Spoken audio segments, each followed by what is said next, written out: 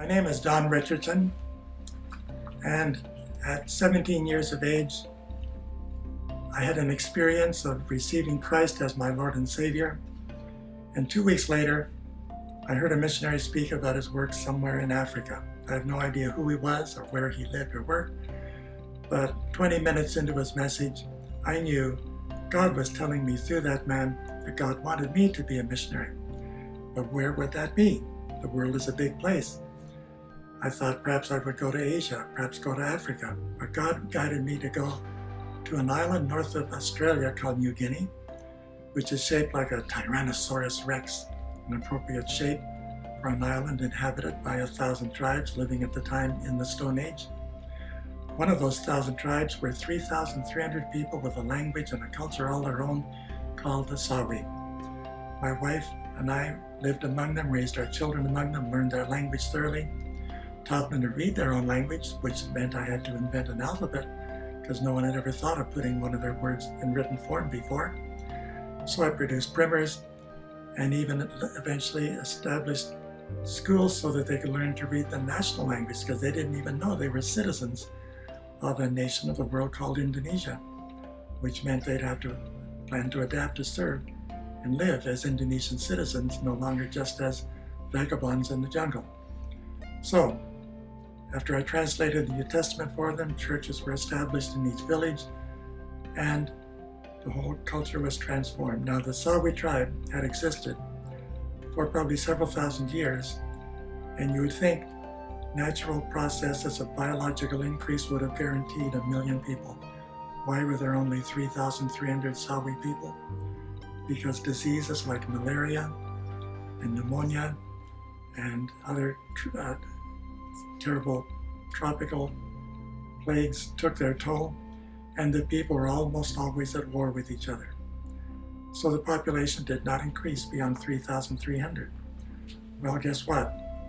My first wife, Carol, had trained to be a registered nurse. I built a clinic for her, and the government provided supplies of free anti-malaria medicine, and Carol began saving lives. She, as a nurse, running a clinic 4 or 5, sometimes 6 days a week, probably saved an average of 2 or 3 lives a day for the 15 years we would live among the Sawi. She delivered hundreds of babies, many of whom would have died. And as a result, the population has increased until now. In the early 2000s, there are believed to be 9,000 Sawi, maybe it's getting closer to 10,000 people. And they've learned the Indonesian language. They've become literate. Some of them are working for the Indonesian government. And not only that, the Sawi who received the gospel of Jesus Christ are sharing that message with other tribes they used to raid for cannibalistic feasts or to cut off heads and save human skulls as trophies. And I wrote a book about them called Peace Child, and a movie based on that book has also been released with 1,000 actual men, women, and children of that cannibal tribe, reenacting the story of how they came to faith in Jesus Christ. And that movie's gone around the world in multiple languages. And the book was condensed as a Book of the Month condensation in Reader's Digest. So the Sawi people have happened to become one of the best known tribal people in the world as a result. As a child, my father taught me how to draw and how to paint. And I started painting and drawing all kinds of things. Everybody thought I was destined to grow up to be an artist. But gradually, over the years, I found that I could use words to paint pictures quite effectively and not have to clean up any brushes and paints afterwards. So I began to focus more on speaking and storytelling and writing. And as a result, became the author of several books. But eventually the time came when it seemed like God was chiding me. Yeah, you used the gift of writing I've given you, but I gave you the other gift of painting. You've left that on the shelf. You've gone all these years, decades, without painting anything. I think you should rediscover that you have that gift as well. So I bought a canvas and decided to paint pictures of the Sawi people that I wrote about in Peace Child and the other tribes I wrote about in later books called Lords of the Earth and Eternity in Their Hearts. And so I was seeking to become the Norman Rockwell of the Earth's last few Stone Age tribes. So I've done 12 paintings of the tribal people in New Guinea, And each painting is much more than just a scene. Each painting is an event in which things that are very important in the lives of the people pictured are happening. The first painting that I did is called Testing a New Drum. And here's an example of a drum. Each drum starts out as a block of wood, maybe 3 or 4 feet long, that might weigh 60, 70, 80 pounds. And how does a tribal man with no electric tools make it hollow in the shape of a drum? He has to start chipping away from one end down toward the middle and then turn it upside down, chip away from the opposite end down toward the middle, and that takes months of work. Sometimes he uses fire to burn a hole down through the middle. Then he has to go out in the jungle, find a monitor lizard with a large enough that he can kill it and skin it, and use the lizard skin to form a covering on one end of the drum.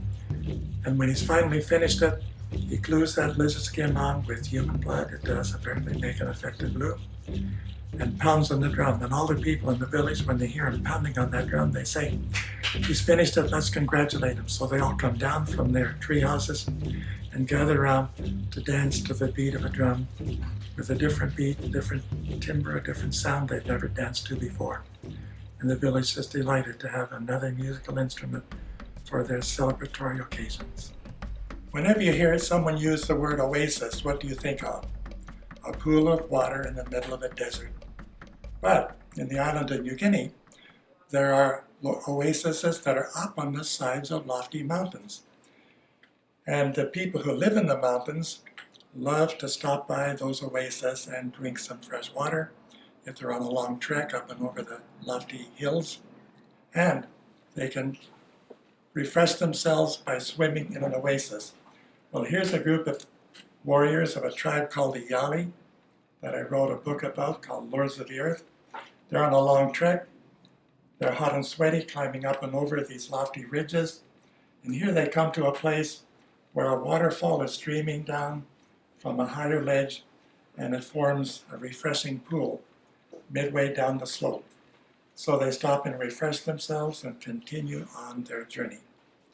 Every village of the Sawi Tribe, and probably every tribe among the 1,000 tribes that inhabit the big crocodile-shaped island north of Australia called New Guinea, there's at least one man who is the storyteller.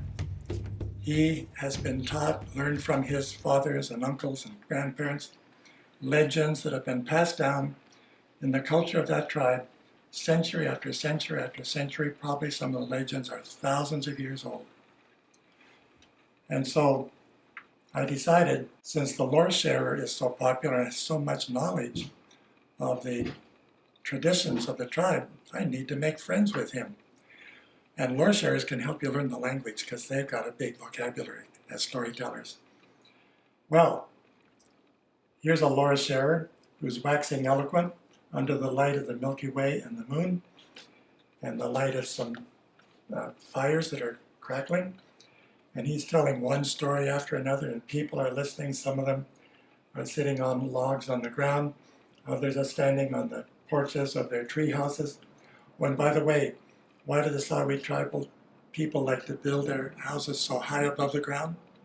It's because if enemies attack, the defenders are shooting arrows down from the tree houses.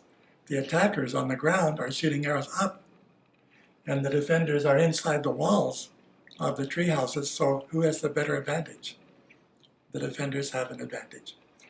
And so people have to be pretty crazy to attack a village of lofty houses because they're going to get the worst of it, a rain of arrows coming down. Now, one of the stories this lore sharer will be telling is the Sawi account of an ancient flood.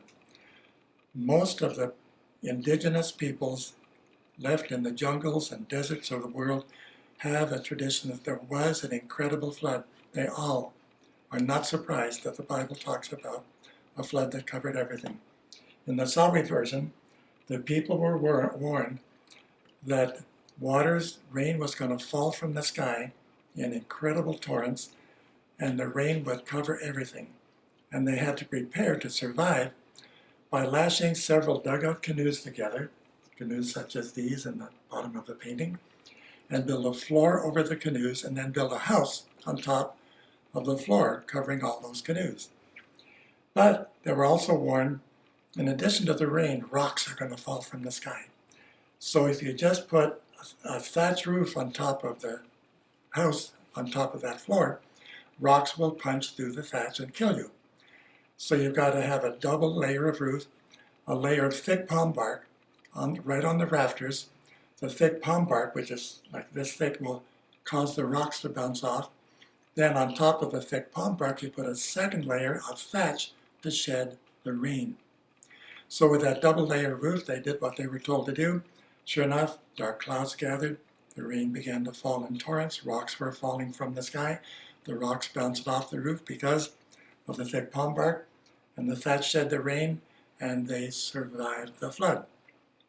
And that tradition has been kept alive for who knows how long. So when I told them the story of the Genesis account of the flood, they could hardly wait for me to finish so they could say, Don, let us tell you your account of it.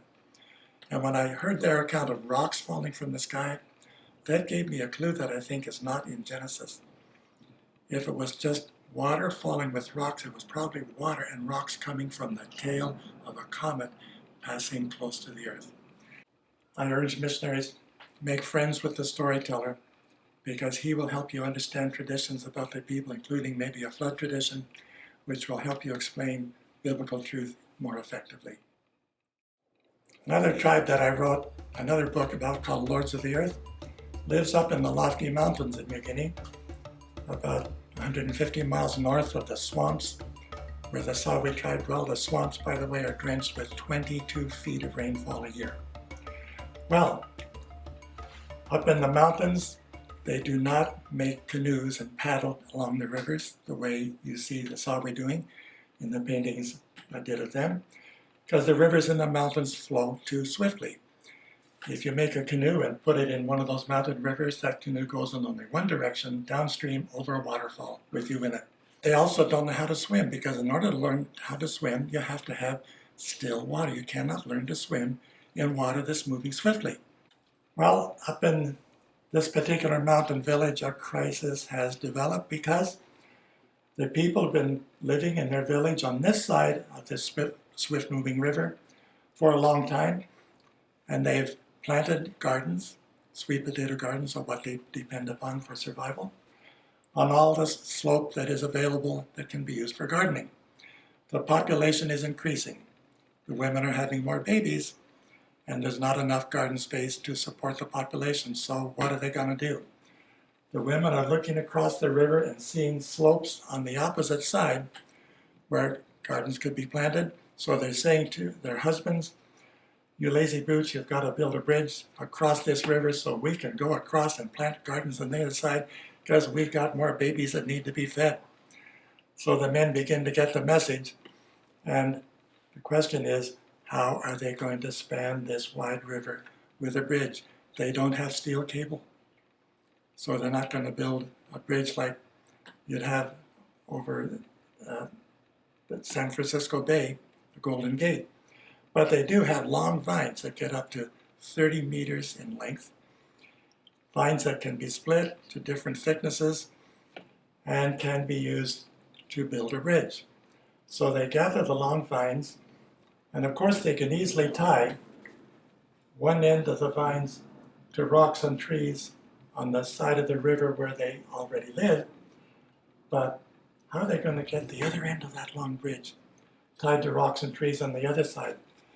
Because they can't swim across the river, the water moves too swiftly, they don't have boats to get in and paddle across, but they have a way, after they've tied one end of their long bridge to rocks and trees on the side where they live, they have a special way of getting the other end of the bridge to the other side of that river. How do they do it?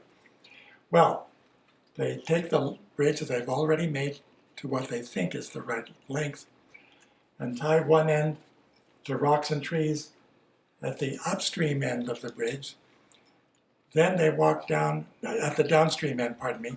Then they walk up to the upstream end of the bridge, and all 8 bridge builders, holding on for dear life, push the upstream end of that bridge out into the current. What happens? The bridge floats, current keeps swinging it around 180 degrees, and if they've made it long enough, what will happen? The other end of the bridge will catch on rocks and trees on the opposite side of the river, and they're right there. They climb out on the shore, pull it up out of the water, and once they've got both ends tied, they will lift one end of the bridge up and retie it, go to the other end, lift it up until they've got the right elevation. Well, these 8 men have finished building the bridge, and everybody's congratulating them. So there they are, enjoying the acclaim as bridge builders who have spanned that river so ingeniously. In the mountains of New Guinea, there are places where salty water has been dripping down over ages of time in caves. The water evaporates and the salt becomes a white deposit. And that salt serves the tribes in the mountains as money.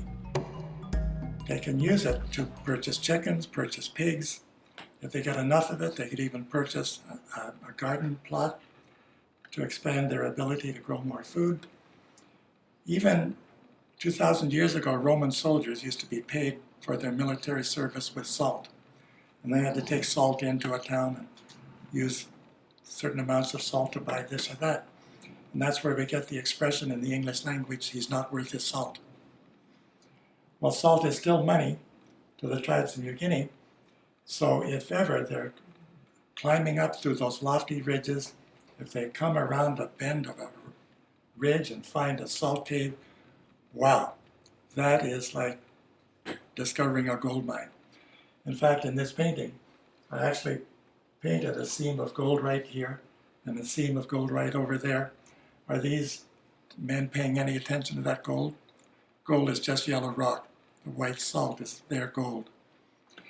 So they're tasting it, and they're going to try to keep it a secret. But how are they going to carry the salt from up here where they found it back down to the villages where they need it to add to their food and use as food? They will get hollow tubes of bamboo and take lengths of bamboo and cut a hole open and then pour the salt, fill these bamboo tubes with salt, and that'll be salt shakers like 2 or 3 feet long. And so that's how they will get the salt back down where they need to use it. The title of this painting is Building a Bridge of Peace. You'll notice there's a village on each side of this raging torrent, and something is happening that's a brand new adventure for the people. In the past, they've been content, each village, to live on its own side of the river, ignoring the people on the other side. And the river is a barrier preventing fighting, but something has happened on one side of the river that is getting the attention of the people that live on the other side that demands an explanation. And what could that be? Notice the golden illumination encompassing the village on this side of the river and the dark shadows over there. What does that signify? The golden illumination implies that these people have received the gospel of Jesus Christ. Someone has come over a mountain pass and proclaimed the gospel to them, explained that God, the creator of the heavens and the earth, sent his only son, Jesus, born as a man, to live among humans and provide a means of atonement whereby they could be at peace with God who created them. These people have welcomed the message, and it's made such a difference in their lives that they're also learning to sing songs about God, songs about Jesus they never sang before. And they're also happy and joyful. They're getting along with each other. There's no quarrels and no people arguing. And the people on the other side of the river are noticing the difference, saying, what is going on? What's making them so happy all the time? So they're starting to shout across, what is changing you? And the people are saying, we've received the gospel, a message from the Creator God, and you need to know his message too. Well, if you're going to be peaceful, I guess we don't have to worry about building a bridge of peace, because if there's a bridge and you're peaceful, you won't come across the bridge to fight us. So why don't we build a bridge of peace so we can share what you are enjoying? So that means cooperation. Well, in order to build a bridge, they don't have trees that are tall enough that you could fell just one tree and it would be sufficient. One tree would be a bridge across the river. So they have to use logs of whatever length they have. and they tie one end of the logs, wedge them under rocks, and this log extends out that far. And from the opposite direction, they do the same thing, but there's still a gap in the middle. So two very brave men have to risk their lives to carry another pole long enough to close that middle gap. They have to go walk out on this springy and balance very carefully, because if either one of them loses his footing, he's going to fall 30, 40 feet down into that chilly water with sharp rocks in it, and it will probably cost him his life. And here's this man's mother saying, "Junior, you be careful out there, don't you dare fall in, you're my baby." Well, he's being careful, and he succeeds in handing that pole across to a man on the other side who's got vines ready to tie it in place, and once that pole is tied here and here, that makes it steady. Then they'll bring more poles, and eventually the bridge will be complete with handrails all along the side so people from both villages can come and go freely. And now these two villages will become like one community, living in peace instead of two separate communities that have been suspicious of each other and at odds, and now they also share a oneness in the body of Christ as believers in Him.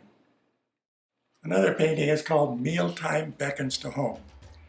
Notice the sun is setting among the mountain ridges, and people are coming home from their gardens, home from their tours, wood gathering trips, and women are cooking sweet potatoes. That's the main crop of the mountain tribes.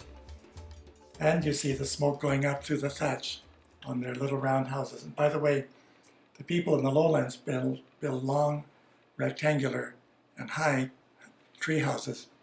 But in the mountains where it's cold at night, you don't want to have a lot of space, that you need to have a big fire to keep warm. So they want small houses because it gets cold at night, and they want just one fire to be able to keep them warm at night. So little round houses. And they have to have fences around their gardens so that one family's pigs don't get into another family's garden and uproot their food. Well, they've been gathering food and heading home for the evening meal, and they can smell the odor of cooking yams and sweet potatoes, beckoning them closer. Well, you might wonder, why have they built their villages on the crests of ridges when the water and the gardens are way down below the villages? Because that means in order to get food and water, they have to go downhill and carry heavy loads of food and water uphill. Well, they have a reason. The entire island of New Guinea is struck with powerful earthquakes very frequently. Earthquakes of 7.3s, 8.1 on the Richter scale, and those earthquakes can trigger landslides.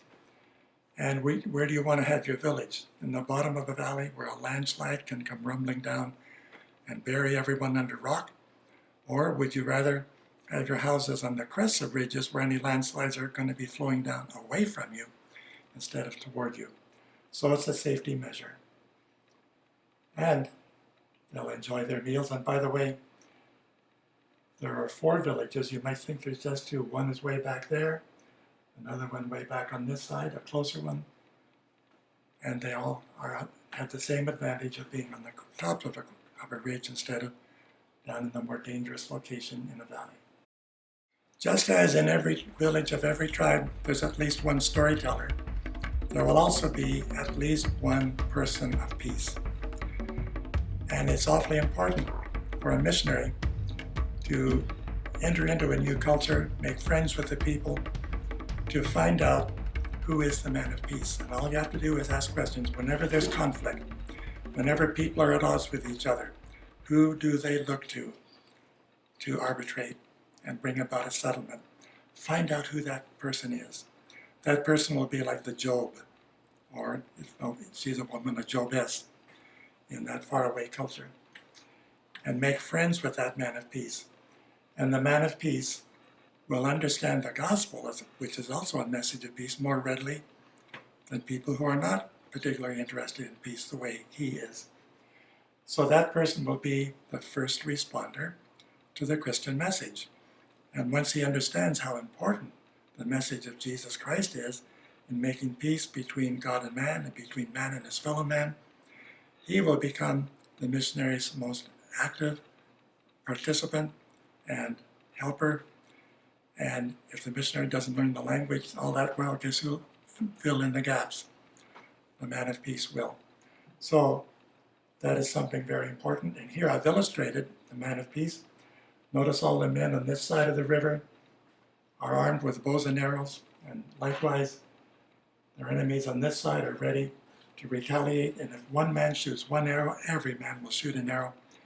The arrow will be filled with barbed arrows flying back and forth across the river, just like hornets bursting out of a nest.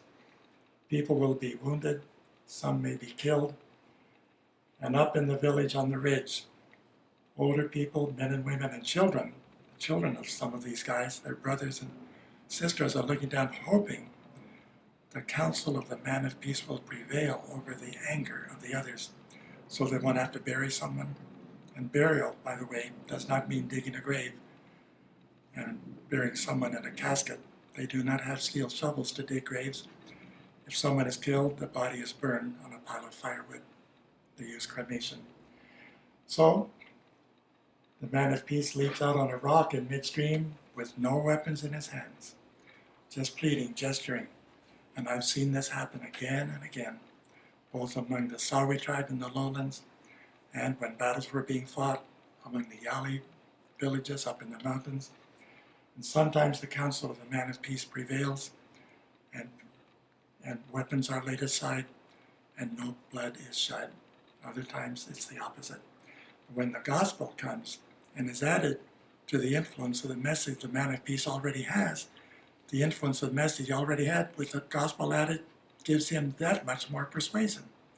He becomes ever so much more persuasive with the gospel added to his peace negotiation than he had before. Another painting is called Jubilant Migration. Sawi people build a village, and they do not intend to stay in that village for more than about 1.5 years. It doesn't make sense, because by the time you've lived in a village for 18 months or so, the thatch on the roof is beginning to leak. Firewood and food is getting scarcer to find in the surrounding jungle, and enemies have reconnoitered the location of your village and may be planning to attack. So what do you prefer to do after 18 months living in one location? Migrate from that village to a brand new village that might be 3, 4, 5, 6 miles away, where there's a fresh supply of food in the jungle and lots of firewood to be gathered, and you build a whole new village with thatch that isn't going to leak when it rains. And your enemies have to start all over to find out where are they now, if we want to reconnoiter their location. So, these men in this village have already gone and built a whole new village at a new location. Now they've come back, and at sunrise the next morning, everybody gets into the canoes, and I think I painted something like 90 different paddlers there. And some things are rolled up in mats in the bottom of the canoes, and every man has a canoe, as a paddle that doubles as a spear, because see, one end is a paddle, the other end has a sharp barbed point. So if enemies attack, a man can turn his paddle end for end and use it as a weapon to defend himself. And because it's a migration, they're leaving a village they're going to not come back to, they celebrate by making it a very noisy occasion. Because each man, they all paddle in unison, and as each man strokes his paddle in the water, he stamps one foot on the floor of the canoe. And when all the men do that simultaneously, it makes a big booming noise. Boom, boom. And as all of the men swing their paddles through the water at the same time, they make sure the long stems of their paddles go da-da-da-da, da-da-da-da, da-da-da-da along the outside of the canoe. So now you got two sound effects. Boom, ra-da-da-da, boom, ra-da-da-da. But in addition to that, there's a third sound effect. Every man shouts a deep, chesty shout. Wah! Wah! wah. So you got wah, boom, da, da, da, da, wah, boom, da, da, da, wah, boom, da, da, da, da. And everybody's cheering, and off they go to a new location, a jubilant migration. Just as in the last painting, Pioneering a New Valley, in this scene, the lowland tribes are doing their exploring, not by climbing over a lofty mountain range, because there are no mountain ranges. To explore the new territory, they have to follow a river they've never paddled up before. And when you start paddling up a river, you begin at the river mouth, you have no idea what you're going to find around the next bend and the next bend after that. And if you happen to paddle a river, you may come around a bend and find there are people in a village that think you're an enemy attacking, and they may hear you paddling and they may stage an ambush along the edge of the river. So just like crossing another mountain range may put you in danger from people that live on the other side, following the bends of a river may put you in danger. And something has caused these men to sense that danger may be in the offing, because they've come around the bend of the river and something up ahead has spooked this flock of parrots. These are eclectus parrots, a bright orange color, flying away. And so they're thinking, is it possible enemies getting in position to ambush us as we come around the bend? They're the ones who spooked those birds. In case that's the case, we got to be ready. So they raise up their shields. And each of these shields is made out of a place where, some trees grow straight up and the roots don't spread out except under the ground. But trees in the New Guinea jungle start spreading out above the ground. And there's like a fin of a rocket.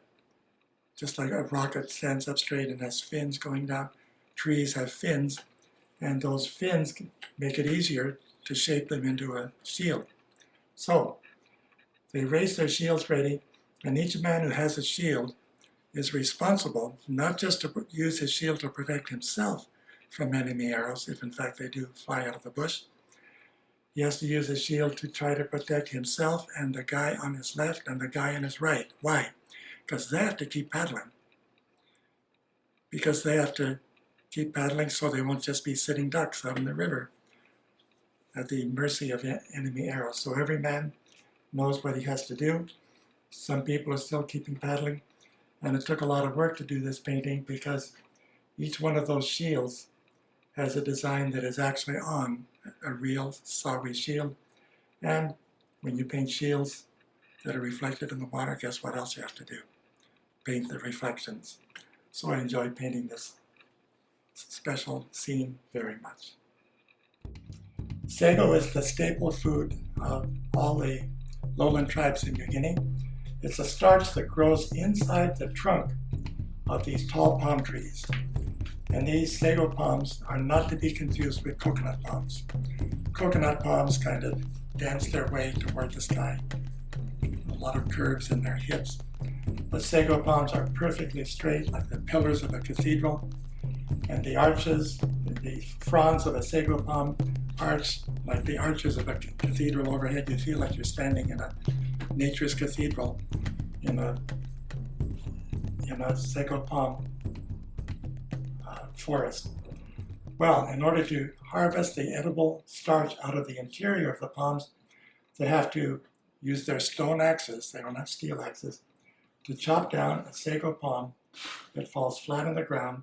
Then they have to split open that thick bark, which is like 1.5 inches, 2 inches thick, in order to get the fibers with all the edible sago flour in among the fibers out.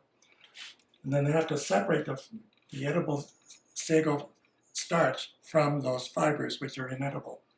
To separate them, they take a frond strip off the leaves, and the frond is shaped like a trough. They lean it like that and bring clean water, and they put all this frond, the starch in that, and wash the water down through. But first they have to take fibers at the base of each frond and tie those fibers like a sieve at the bottom of this trough, so the sieve stops the fibers from going through and lets only the sago flour in solution go through. So they collect This might be 10, 15, 12 pounds of sago. And this village dog is keeping the village pigs away from it because the village pigs would just love to munch on it. And that's one way they're gathering food. And by the way, this is an away home. Every Sawi family has two homes. One is in the main village where the majority of the people live all together. And it's safer to live where there's a lot of people because enemies are less likely to attack a big crowd than a single family. But every family has an away home where they go to live for 3 or 4 days at a time to gather enough food to bring back and stay in the village for the rest of the time. Well, in addition to getting sago, the main food, these two little boys are using child-sized bow and arrow to hunt frogs and lizards, which are also very tasty. And this little girl is using a special way of catching shrimp because in the rivers of New Guinea there are freshwater shrimp. All she has to do is take a branch from the palm tree that's been cut down and interweave the leaves to make a basket. Just put some grass in that basket and put that basket with the grass in it under the surface of the water. Shrimp come swimming along. They see the basket and the grass, think, what a nice place to hide. So the shrimp hide in the grass and they don't realize they're hiding in exactly where she wants them to be. So she comes along, picks the shrimp basket up out of the water, takes the shrimp out, puts it back in to catch more shrimp. And here's another way of catching food. That is a dam called a weir, spelled in English W-E-I-R. And the reason they can use a weir to catch fish is because the swamps of the southern part of New Guinea are so close to sea level that when the tide rises in the ocean, guess what happens to the rivers?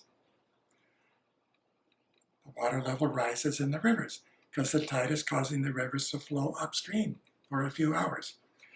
And fish in the main rivers are delighted when the water rises high enough that they can follow these tributaries up to find food that's not available in the main river. So the Sawi, realizing fish are going to be following the rising water level upstream, will build a dam with fronds from one of these sago palms, and they leave a gate open in the middle. Well, when the river has risen as high as it's going to rise, then the tide in the ocean is starting to fall and the rivers start to flow downstream again. So what do? They put fronds in to block that dam. The water can still flow between the leaves, but the fish coming downstream cannot get between the leaves, so they're trapped on the upside of the weir, and as the water gets shallower and shallower and shallower, that's how we harvest them without having to use fish hooks or nets.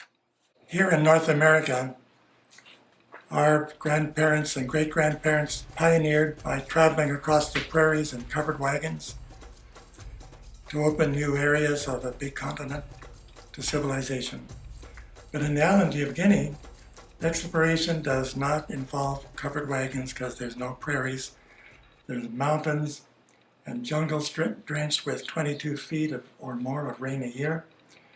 But exploring has been happening because the entire island of New Guinea is 1,500 miles long, and there's a mountain range that goes all the way from one end, which is called the dinosaur's nose because it's shaped like a dinosaur, to the other end, the tip of the dinosaur's tail. And in that 1,500 mile long mountain range, every 2 or 3 miles there's another valley separated from the neighboring valleys by a high ridge like this one, and like this one over here. So, mankind began to inhabit one end of that island. We don't know whether they began moving in at the tail end or at the tip of the nose. But over thousands of years, every one of those hundreds of valleys has villages in it. People have been living on one side until they ran out of garden space. Then, just like the others had to build a bridge to get across the river to the other side to plant more gardens, some people have to go up over a high mountain ridge and look to see if the valley on the other side is occupied by others, in which case they're too late, or if it's empty, they can inhabit that island and add it to their territory. So once again, the women have been complaining to the men. The population is growing.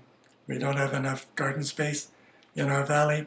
See that pass up there? You lazy brutes, you climb up there and take some things to plant gardens in the valley on the other side if it's not already occupied by other people who are claiming it for themselves, and build some homes that we can move into, because we have to migrate over a mountain range to find enough garden space. So the men get the message. They're going to have to climb up where they'd rather not go, because it's a distance of about 1 mile in elevation from where their villages are down the bottom of the valley to this pass. And at night, it gets cold. And in fact, even in the middle of the day, as the sun begins to cross over toward the west, clouds begin to form on one side of the shaded side of the mountains. And within an hour or two, rain will begin to fall. And in order to get up to a pass and down to a warmer elevation on the other side of the pass, they have to start out at sunrise, climb as fast as they can to get up here, because they do not have warm socks on their feet, they do not have shoes, they do not have blankets, and they can die of hypothermia at 12,000, 13,000 feet. So it's a life or death race. So they've made it up, and they look down into the valley and on the sun, and to their great relief, they see no villages, no smoke rising from other people's homes. They say, "This new valley is ours." And they've got packs on their backs with sweet potato plants, things they can plant, and some stone axes and hoes to clear the ground. And this guy is really gung-ho. He's eager to get down there and start clearing a garden space. And here's an old man struggling in the thin air saying, "Hey, you young bucks, slow down. I'm gasping in this thin air." So they've made it up, and they'll make it down, and another valley will be populated with people. Poster prints of all 12 paintings are available. So if you'd like to hang one in your living room to remind you that tribal people are still out there in need of the gospel, remind you to pray for them, and that God will send messengers to them, these can be ordered as you will see on the screen.